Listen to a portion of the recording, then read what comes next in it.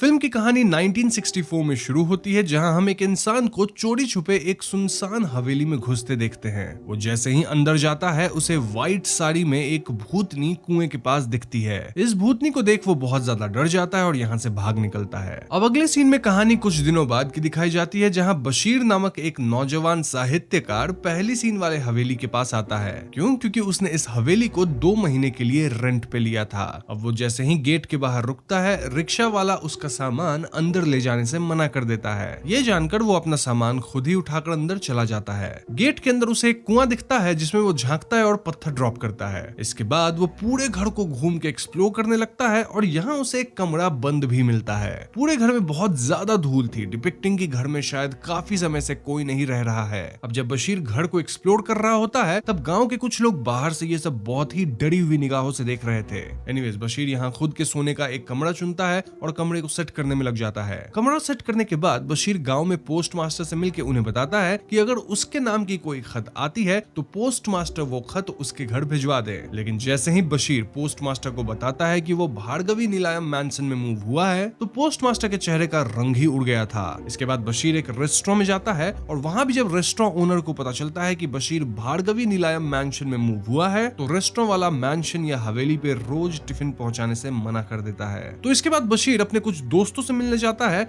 और यहाँ फाइनली बशीर को पता लगता है कि आखिर क्यों इस गांव के लोग भार्गवी नीलायम मैंशन का नाम सुनते एकदम डर जाते हैं। दरअसल गांव वालों के हिसाब से महल में एक पिशाचिनी रहती है जिसका नाम है भार्गवी। 1950s के दौरान भार्गवी नाम की एक बहुत ही खूबसूरत लड़की वहाँ रहती थी और वो हर कला में निपुण थी, चाहे बात नृत्य की हो या फिर संगीत की। भार्गवी अपने पड़ोसी शशि कुमार से प्यार करती थी, जो कि सितार बजाता था और एक गायक भी था। शशि कुमार भी भार्गवी को चाहता था, लेकिन एक दिन शशि कुमार उसे छोड़ के चला गया। इसी गम में भार्गवी डूब गई और अंततः कुएं में कूद के गलत कदम उठाई। भार्गवी के समाप्त होने के बाद लोगों को कुएं पे एक खत भी मिला, जो कि शशि कुमार लिखा था, सेइंग कि वो अब किसी और औरत के साथ शादी करके कहीं और रह रहा है। तब से भार्गवी की आत्मा उस हवेली में भटकती है और वो किसी भी मर्द को वहां टिकने नहीं देती है। हाल यह है कि लोग दिन में भी हवेली के अंदर जाना नहीं चाहते हैं। तो ये सब जानने के बाद बशीर वापस हवेली आता है और वो कुएं में झांक कर बातें करने लगता है। मतलब ऐसे बातें कर रहा था एज इफ वो भार्गवी से ही बात कर रहा हो। बशीर पहले तो सुबह कुएं में पत्थर फेंकने के लिए सॉरी कहता है, देन ये भी कहता है कि उसे भार्गवी की कहानी सुन के काफी दुख हुआ। देन बशीर एड्स कि वो 2 महीने के लिए इस जगह को रेंट किया है, जिसमें उसके सारे पैसे लग गए हैं, तो उसके पास रहने का कोई और ठिकाना नहीं है, इसलिए भार्गवी उसे यहाँ रहने दे, क्योंकि वो भी भार्गवी की तरह ही अकेला है। बशीर ये तक कहता है कि अगर भार्गवी की कहानी सच्ची है और वो सच में शशि कुमार से प्यार करी थी, तो वो बशीर के सिचुएशन को भी समझेगी और उसे परेशान नहीं करेगी। इन बातों के बीच बशीर को अलग अलग जानवर कंपाउंड में दिखते हैं, लाइक कुत्ता, बिल्ली, चूहा और हम व्यूअर्स को तो एक सांप भी दिखता है। खैर ये सब कह के बशीर अंदर जाता है, सॉन्ग्स बजाता है, देन कुएं के पास आके नहाने लगता है। वो भार्गवी को फिर से एड्रेस करके कहता है कि भार्गवी को गलत कदम नहीं उठाना चाहिए था, क्योंकि अगर भार्गवी वेट करती तो शायद उसे कोई ऐसा मिल जाता जो कि उससे बहुत ज्यादा प्यार करता। इस मोमेंट में हम व्यूअर्स देख पाते हैं कि कुएं की दूसरी तरफ भार्गवी की घोस्ट व्हाइट कपड़े में बैठकर ये सब सुन रही होती है। अब नहाने के बाद बशीर भार्गवी को एड्रेस करके गुड नाइट बोल के सो जाता है। बशीर के सोते ही हम एक अदृश्य शक्ति को देखते हैं, जो कि बशीर के डायरी को पलट के पढ़ती है। अब अगली सुबह बशीर उठ के वापस गांव में जाता है और वहां लोग उसे जिंदा देख के काफी हैरान हो जाते हैं। यहाँ रेस्टोरेंट का ओनर बशीर को बताता है कि पिछले साल किसी एमएन सर की बहन और उसका हस्बैंड मैंशन में स्टे करने गए थे और वो लोग वहाँ एक रात भी नहीं टिक सके। ये एमएन सर भार्गवी के अंकल या मामा का कोई बेटा था और परिवार वाले भार्गवी की शादी इसी एमएन सर से करवाना चाहते थे, लेकिन भार्गवी तो गायक शशि कुमार से प्यार करती थी। फिर आगे क्या हुआ वो तो आप व्यूअर्स जानते ही हैं। रेस्टोरेंट वाला ये भी ऐड करता है कि एमएन सर बताते हैं कि भार्गवी बहुत ही बदमाश लड़की थी और हवेली में वो कभी बिल्ली तो कभी कुत्ता और कभी चूहे के रूप में भी दिख जाती है, इसलिए बशीर को हवेली के अंदर बिल्कुल सावधान रहना चाहिए। तो इसके बाद बशीर वापस मैंशन पे जाता है और भार्गवी को एड्रेस करके कहने लगता है कि वो भार्गवी की कहानी को लिखना चाहता है, लेकिन वो भार्गवी की रियल स्टोरी लिखेगा, ना कि वो झूठी कहानी जो कि गांव वाले सबको सुनाते फिरते हैं। इसके बाद बशीर कहानी लिखना शुरू करता है और तभी उसे आउट हाउस से कुछ आवाजें सुनाई देती है। चेक करने पे वो पाता है कि घर के उस लॉक्ड कमरे की खिड़की में से एक स्टिक निकल रहा था। दरअसल पूरे हवेली में सिर्फ एक ही कमरा था जो कि लॉक्ड था और सबका मानना था कि उस कमरे में ही भार्गवी की चीजें रखी हैं। बशीर यहाँ अंदर जाता है और कमरे में उसे एक बक्सा मिलता है जो कि लॉक था। बशीर को इस बक्से की चाबी तो नहीं मिलती, लेकिन दीवार पे लिखे कुछ टेक्स्ट वगैरह से वो ये जरूर पता लगा लेता है कि भार्गवी का प्रेमी शशि कुमार एक गायक था। इसके बाद बशीर बक्से के लॉक को अपने चाकू से तोड़ देता है और अंदर उसे भार्गवी की एक तस्वीर मिलती है। खैर उस रात जब बशीर सो रहा होता है तो एक आदमी मैंशन में घुसने की कोशिश करता है, लेकिन बाहर ही वो भार्गवी को बैठा देखकर चिल्लाता है। चिल्लाने की आवाज सुन के बशीर नीचे आके इस आदमी को संभालता है और इस आदमी का कहना था कि वो तो यहाँ से गुजरते हुए काम की तलाश में अंदर आया, लेकिन यहाँ की मैडम उसे धक्का देके उसका गला दबाने लगी। ये सुन के बशीर थोड़ा आश्चर्य में था, क्योंकि घर में उसके अलावा तो और कोई है ही नहीं। जो भी हो, ये आदमी अपना नाम परीकन्नी जूनियर बताता है और उसकी बातों से हम समझ पाते हैं कि उसे ये पता ही नहीं कि भार्गवी भूत है। रादर वो भार्गवी को बशीर की पत्नी समझ बैठा था। अब बशीर परीकन्नी को घर में रहने की जगह देता है और वो भार्गवी को एड्रेस करके कहता है कि वो परीकन्नी को यहाँ रहने दे और उसे परेशान ना करे। तो अगली सुबह से परीकन्नी बशीर की घर के कामों में हाथ बांटने लगता है और एक बार रात में परीकन्नी जब अकेला बैठा होता है तो एक बिल्ली उसे घूरे जा रही थी। परीकन्नी कहने लगता है कि मैडम इस बिल्ली को भगा दो, और इसके ठीक बाद भार्गवी के नाचने की आवाज और म्यूजिक सुनाई देती है, जिसे सुन के बिल्ली भाग जाती है। इन शॉर्ट, परीकन्नी को भार्गवी का यहाँ होना हर पल महसूस हो रहा था। साथ ही उसे ये तक नहीं पता था कि भार्गवी कोई रियल इंसान नहीं बल्कि एक भूत है। खैर, तो एक दिन बशीर और परीकन्नी मिलकर कुएं को साफ करने की सोचते हैं, जहाँ परीकन्नी रस्सी पकड़ता है और बशीर रस्सी के सहारे कुएं में उतरता है। तभी परीकन्नी से रस्सी छूट जाती है, जिससे बशीर कुएं में गिर जाता है। परीकन्नी यहाँ मैडम को आवाज लगाता है, फिर भागते हुए बशीर के दोस्तों के घर मदद मांगने पहुंचता है। यहाँ के उसे पता लगता है कि उस घर में भार्गवी नहीं बल्कि उसकी आत्मा रहती है, और ये सुनते परीकन्नी के होश उड़ जाते हैं, लिटरली। अब जब उससे होश आता है तो वो अपने सामने बशीर को सही सलामत पाता है, और यहाँ बशीर बताता है कि वो कुएं में गिरा तो था, लेकिन पता नहीं कैसे वो एकदम से पानी से बाहर आ गया, एज इफ कोई उसे ऊपर उठा रहा हो। ये सुन के हम व्यूअर्स क्लियरली समझ पाते हैं कि भार्गवी ही बशीर को बचाई होगी।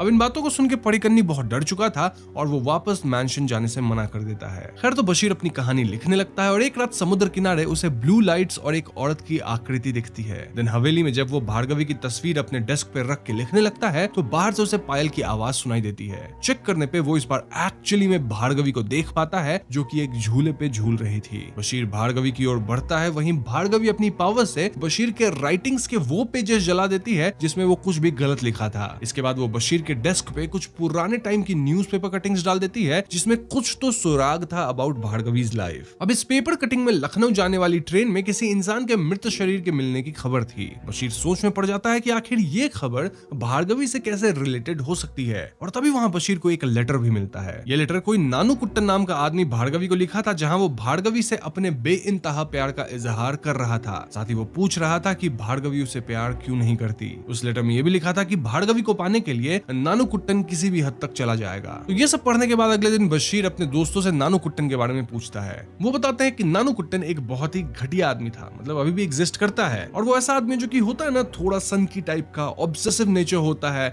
इनफैक्ट वो तो काला जादू और गलत काम में भी इन्वॉल्व रहता है। ये पता लगने के बाद बशीर गांव के कई लोगों से मिलकर बात करता है जो कि भार्गवी को जानते थे, लाइक भार्गवी के घर के नौकर पापू से, दोनों उसके फ्रेंड सुमा और लता से। और इन लोगों से बात करके बशीर को काफी कुछ पता लगता है, लाइक भार्गवी के समाप्त होने के अगले दिन लेटर वेल के पास नहीं बल्कि उसके नौकर पापू को मिला था। ये सुनते बशीर लेटर को देखने की बात करता है, जिसपे भार्गवी की मां बताती है कि नानू कुट्टन ने उसी दिन लेटर ले लिया था। ये सब सुन के बशीर को समझ आने लग गया था कि यहाँ असली खेल क्या होगा, और इसके बारे में मैं आपको वीडियो में आगे बताऊंगा ही। फॉर नाउ आप इतना जान लीजिए कि बशीर समझ जाता है कि भार्गवी खुद से समाप्त नहीं हुई थी, बल्कि एक्चुअली में कोई और उसे समाप्त किया था। अब उस रात बशीर घर लौटता है तो उसे मैंशन के बाहर कोई तो दिखता है। जब बशीर उस आदमी का पीछा करता है तो बशीर पे एक चाकू से हमला होता है, जिससे बशीर किसी तरह बच जाता है। खैर, अगले दिन रेस्टोरेंट का मालिक बशीर से पूछता है कि क्या उसने कहानी पूरी कर ली, जिस पर राइटर कहता है कि हाँ, अब कुछ ही पेजेस बाकी है। बशीर ये भी कहता है कि भार्गवी को एक्चुअली कोई और समाप्त किया है, और उस राज के ऊपर से बशीर पर्दा उठाएगा। यहाँ हम व्यूअर्स देख पाते हैं कि इनकी बातें वहीं पे एक दूसरा आदमी सुन रहा था। अब उस रात बशीर जब कहानी लिख रहा होता है तभी लैंटर्न की तेल खत्म हो जाती है। वो तेल लेने बाहर जाता है और जब वापस आता है तो वो देखता है कि पूरा घर बहुत ही सुंदर ब्लू लाइट से रोशन था।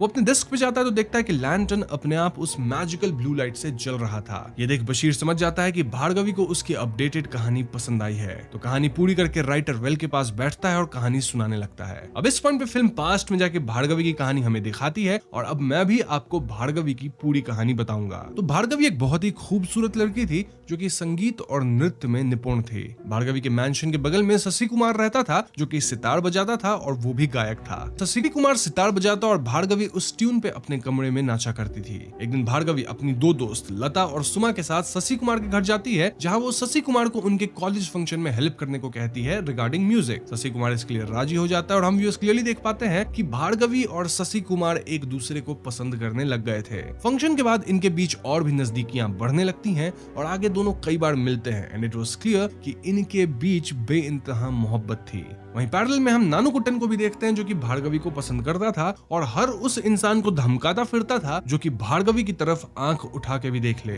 कमिंग टू भार्गवी, वेल वो अपने कंपाउंड वॉल के पास जाके शशि कुमार से बातें करती, उसे फ्रूट्स वगैरह देती और लव लेटर भी एक्सचेंज करती। एक दिन नानुकुट्टन वॉल पे इनके लव लेटर को देख लेता है और उसे समझ आ जाता है कि शशि कुमार और भार्गवी एक दूसरे को चाहते हैं। ऐसे में नानुकुट्टन पहले शशि कुमार से मिलता है, उसके सामने अपने पैसे का रोब झाड़ता है क्योंकि शशि कुमार थोड़ा गरीब था। इतने से नानुकुट्टन का मन नहीं भरा तो वो भार्गवी की माँ से मिलने जाता है और भार्गवी से शादी की बात करता है। ये सुन के माँ कहती है कि अभी तो भार्गवी की पढ़ाई चल रही है तो वो शादी नहीं कर सकती और ऐसे भी माँ भार्गवी से बिना पूछे उसकी शादी का डिसीजन नहीं ले सकती। उनसे ना सुनकर नानुकुट्टन को गुस्सा आ जाता है और वो उनके नौकर पापू पर अपना गुस्सा उतार देता है। तभी वहाँ भार्गवी आती है और नानुकुट्टन को कन्फ्रंट करते हुए पापू की साइड लेती है। इसमें नानुकुट्टन भार्गवी को जबान संभाल के बात करने को कहता है क्योंकि वो उसकी होने वाली पत्नी है। ये सुनते भार्गवी डायरेक्टली मना कर देती है कि वो नानुकुट्टन से तो शादी नहीं करेगी। अब अगले दिन नानुकुट्टन भार्गवी के घर आता है और वो लेटर छोड़ के जाता है जिसमें उसने लिखा था कि भार्गवी को उसके साथ ऐसा नहीं करना चाहिए था। दोस्तों ये वही लेटर है जो कि बशीर को भी मिली थी। एनीवेज आगे नानुकुट्टन शशि कुमार को समाप्त करने की कोशिश करता है लेकिन उसके बंदूक का निशाना चूक जाता है। अब यहाँ से कहानी थोड़ी सी अलग मोड़ लेती है जब हम समझ पाते हैं कि शशि कुमार को लखनऊ जाना पड़ेगा क्योंकि वहाँ कुछ पीसफुल प्रोटेस्ट वगैरह चल रहे हैं जिसमें वो हिस्सा लेने वाला है। ये जानकर भार्गवी काफी उदास थी लेकिन शशि कुमार वादा करता है कि वो 6 महीने बाद वापस जरूर आएगा। खैर तो जब शशि कुमार लखनऊ जाने के लिए स्टेशन पे जाता है तो उसे वहाँ नानुकुट्टन भी मिलता है जो कि उसे केले देके कहता है कि ये केले भार्गवी भिजवाई है। नानुकुट्टन शशि कुमार के साथ ट्रेन बोर्ड करता है सेइंग कि वो दिल्ली जा रहा है। अब जैसे ही शशि कुमार केले खाता है उसकी सांस अटक जाती है और हम भी समझ पाते हैं कि नानुकुट्टन उस केले में जहर मिला दिया था। इसके बाद नानुकुट्टन अगले स्टेशन पे उतर जाता है और शशि कुमार वहीं ट्रेन में समाप्त हो जाता है। दूसरी तरफ हम भार्गवी को देखते हैं जो कि शशि कुमार का इंतजार करती रहती है और काफी समय बीत जाने के बाद भी उसे शशि कुमार की कोई खबर नहीं मिलती। नानुकुट्टन उसे शादी करने को कहता है पर वो फिर से मना कर देती है। अब एक रात जब भार्गवी घर में अकेली होती है तब वहां नानुकुट्टन आता है। भार्गवी उसे फिर से रिजेक्ट कर देती है और इस पॉइंट पे नानुकुट्टन रिवील करता है कि उसने शशि कुमार को मार दिया है। जी हाँ दोस्तों, ये सुन के भार्गवी बिल्कुल टूट जाती है और मौके का फायदा उठा के नानुकुट्टन उसे अपने साथ रहने को कहता है। इस बात पे भार्गवी उसे जोर से थप्पड़ मार देती है और गुस्से में नानुकुट्टन भार्गवी को कुएं में फेंक के समाप्त कर देता है। अब सीन एक बार फिर प्रेजेंट डे में शिफ्ट होता है जहां बशीर भार्गवी से पूछता है कि क्या ये कहानी सही है। तभी पीछे से नानुकुट्टन निकलता है और वो ये पूरी नरेशन सुन रहा था। जी हाँ दोस्तों, फिल्म के दौरान जो इंसान बशीर और रेस्टोरेंट वाले की बात छुप के सुन रहा था वो कोई और नहीं बल्कि नानुकुट्टन ही था। और अब नानुकुट्टन यहाँ बशीर के सामने आता है और वो कहता है कि बशीर की पूरी कहानी सही है लेकिन उसमें एक गलती है। ये सुन के बशीर वाज लाइक कोई नहीं, पब्लिश करने से पहले मैं वो गलती ठीक कर लूंगा। और इस पे नानुकुट्टन कहता है कि किताब पब्लिश करने के लिए तुम जिंदा ही नहीं बचोगे। नानुकुट्टन यहाँ बशीर के लिखे हुए पेपर्स को कुएं में फेंक देता है और यहाँ वो बशीर की एक मिस्टेक रिवील करता है। मिस्टेक ये थी कि शशि कुमार केला खा के तुरंत नहीं समाप्त हुआ था और ऐसे में नानुकुट्टन उसका गला दबा के उसे समाप्त किया था। नानुकुट्टन ये भी बताता है कि समाप्त होने से पहले भार्गवी बोली थी कि वो अपना और शशि कुमार का बदला नानुकुट्टन से लेगी, लेकिन ऐसा कुछ होगा नहीं क्योंकि इस कहानी का हीरो नानुकुट्टन है। बस फिर क्या था, बशीर और नानुकुट्टन में लड़ाई छिड़ जाती है जिसमें दोनों काफी चोटिल होते हैं और लड़ाई के अंत में नानुकुट्टन बशीर को वेल में समाप्त करने की कोशिश करता है और बशीर नानुकुट्टन को ही कुएं में गिरा के खुद बच जाता है। हम देख पाते हैं कि भार्गवी ये सब घर से देख रही होती है। अब क्योंकि बशीर एक अच्छा इंसान था तो नानुकुट्टन को बचाने की कोशिश करता है, कुएं से निकालने के लिए रस्सी फेंकता है, लेकिन हम व्यूअर्स देख पाते हैं कि पानी में भार्गवी की साड़ी नानुकुट्टन के पैरों में लिपट कर उसे अंदर खींच लेती है। इसका मतलब नानुकुट्टन समाप्त हो गया और इसके बाद वही ब्लू लाइट एक बार फिर से आती है और ये ब्लू लाइट अपने साथ वो सारे पेजेस कुएं से निकाल लेती है, मतलब वो पेजेस जो कि नानुकुट्टन फेंका था जिसमें बशीर कहानी लिखा है। सो या बशीर जो कुछ भी लिखा था वो सब उसे सही सलामत वापस मिल गया था और यहीं पे फिल्म खत्म हो जाती है। तो दोस्तों ये थी नीला वेलिचम फिल्म की कहानी और ये कहानी काफी स्ट्रेट फॉरवर्ड है। एंडिंग भी काफी क्लियर है जहाँ पे नानुकुट्टन समाप्त तो हो ही गया होगा, साथ ही बशीर उस कहानी को पब्लिश भी कर देगा जिससे गाँव में सभी भार्गवी की असली स्टोरी जान पाएंगे। अब इस पॉइंट पे मैं आपको फिल्म से रिलेटेड कुछ एडिशनल इन्फॉर्मेशन भी दे देता हूँ। तो सबसे पहले कहानी में मिस्टर एमएन सर और कोई नहीं बल्कि नानुकुट्टन ही था, तो आप इन दो नेम्स में कंफ्यूज कंफ्यूज मत होना। देन भार्गवी व्हाइट इसलिए पहनती थी क्योंकि जब भार्गवी और शशि कुमार एक दूसरे से मिलते थे तब शशि कुमार बोला था कि उसकी जिंदगी भार्गवी जितनी रंगीन नहीं है, यानी कि शशि कुमार भार्गवी जितना अमीर नहीं है और भार्गवी को अपना मैंशन छोड़ के उसके घर में आना होगा, एक पेल लाइफ जीनी होगी जो कि शशि कुमार की लाइफ है। भार्गवी इसके लिए तैयार थी और व्हाइट इसलिए पहनने लगी ताकि शशि कुमार समझ सके कि उसके बिना भार्गवी की जिंदगी बहुत ही ज्यादा कलरलेस है। फिल्म के अंदर मून के कलर को भी कई बार शेरो शायरी में रेफर किया गया है। इनफैक्ट नीला वेलिचम का अर्थ होता है द ब्लू रेडियंस। फिल्म में ब्लू लाइट का बार बार देखना एक मिस्टीरियस एंड सिंबॉलिक चीज है। ब्लू लाइट सिर्फ एक विजुअल एलिमेंट नहीं है बल्कि ये भार्गवी के स्पिरिट का एक रिफ्लेक्शन है। जैसे कि हमने देखा है जब भार्गवी अपनी कहानी बशीर को बता रही थी तो ब्लू लाइट उसके इमोशंस और उसके इनर टर्मोइल का एक्सप्रेशन बन गया था। अब अगर हम थोड़ा और डीप में जाएं तो ब्लू लाइट का कनेक्शन मून से भी हो सकता है। जैसे मून की रोशनी अंदर से कुछ नई फीलिंग्स को जगाती है ना, वैसे ही ब्लू लाइट भार्गवी के कॉम्प्लेक्स इमोशंस को दिखाता है। ये एक तरह का मेटाफर है भार्गवी के ट्रैजिक लव स्टोरी का, जहां अपने प्यार के लिए भार्गवी समाप्त हो गई लेकिन वो प्यार कभी पूरा नहीं हो पाया। अब ब्लू लाइट का एक और लेयर ऑफ मीनिंग है, ये बशीर के लिए एक गाइड भी हो सकता है। जब वो भार्गवी के साथ अपनी बातें कर रहा होता है तब वो ब्लू लाइट की प्रेजेंस को फील करता है जो उसको इमोशनल और स्पिरिचुअल लेवल पे कनेक्ट कर रहा है। किससे कनेक्ट कर रहा है? ऑफ कोर्स भार्गवी से। और जब कहानी सही लिखी गई थी तो भार्गवी ब्लू लाइट से ही अपनी खुशी जाहिर की थी। इसका मतलब हो सकता है कि भार्गवी की आत्मा उसे अपनी कहानी सुनाना चाहती है और ब्लू लाइट उसका एक मीडियम है अपने इमोशंस को बशीर तक पहुंचाने का। ना अब सवाल आता है कि क्या इस फिल्म की कहानी सच्ची घटना पे आधारित है, क्योंकि फिल्म के स्टार्ट में जो एक रिटन टेक्स्ट आता है उसे पढ़ के हम कंफ्यूज जरूर होते हैं। मतलब मन में ऐसा लगता है कि क्या वाकई ये फिल्म सच्ची घटना पे आधारित है। वेल, ये फिल्म काफी पुराने टाइम के एक शॉर्ट स्टोरी पे बेस्ड है, या फिर आप इसे 1964 वाली भार्गवी निलायम मूवी का रीमेक भी कह सकते हैं। फिल्म की कहानी किसी भी एक रियल स्टोरी से प्रेरित नहीं है, लेकिन लोगों का मानना है कि फिल्म में जो कुछ सीन्स दिखाए गए हैं एंड कुछ प्लॉट लाइंस हैं वो अलग अलग रियल लाइफ इंसिडेंट से उठाए गए हैं। तो हाँ, इसमें कितना सच है कितना झूठ ये तो मैं आपको नहीं बता सकता, लेकिन एक बात तय है कि पूरी फिल्म सच्ची कहानी पे तो आधारित नहीं है।